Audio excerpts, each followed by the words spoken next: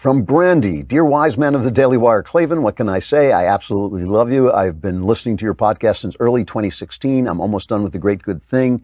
It's properly marked up with lots of notes and insights. That's for those of you who are just joining. That's my memoir of my conversion to Christianity. Just the other day, I realized that the article I've had my 12th grade students read that makes the Bush Batman comparison and sparks a great conversation about tolerance was written by none other than you. Anyway, today is my 40th birthday. There is so much in my life I thought I'd have by this point that just hasn't worked out. I've had a barrage of almost there relationships and my share of heartbreak and setbacks, but I try to stay positive and move forward with faith. Having to any words you could give me on staying optimistic through the next 40? There's so much more I could say here, but if I don't send this in now, I'm afraid you won't answer. Thank you for all the awesomeness you put into the world and for wielding your talents for the good. Well, thank you for all the kind words. Okay. What I'm going to say is going to sound a little bit hard, and it is hard. I'm going to say something sad, but I've experienced it in my own life, and I'm not talking I'm not talking glibly at all.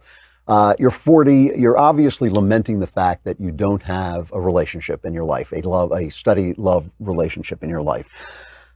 And that's a real thing to be sad about. And I'm not saying it's never going to change.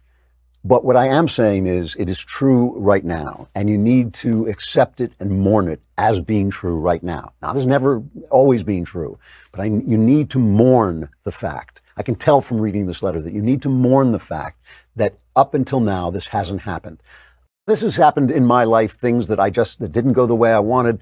My relationship with my father is one of them, where I just had to stop and say, you know what, this is never going to be right. And I'm not going to live my life seeking for it and trying to change it. I'm simply going to mourn it and bury it. And that's what I did. And it was painful and it was sad, but then it was over.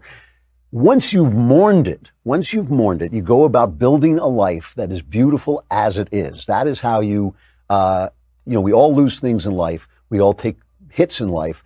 What's that great line from Rocky? It's not how hard you hit, it's how hard you can get hit and keep on moving forward. That is actually good wisdom from Rocky, our friend Rocky Balboa.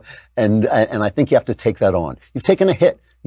You've reached 40 without being in a relationship. You're sad about it. Be sad about it. Mourn it, understand it, take it on board, and then move forward and create a life from this starting point that is beautiful and fulfilled, that has church, if you're a religious person, which I hope you are, that has work with people, other people, doing work in your community, and maybe dating and finding other places to meet people.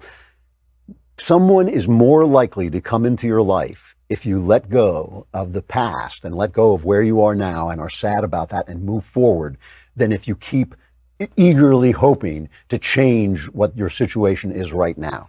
Build a life that is as fulfilling as you can make it and as full as you can make it and as joyful as you can make it. And that is more likely to add also unto that a love relationship. But you've got to be sad about the thing that you haven't got.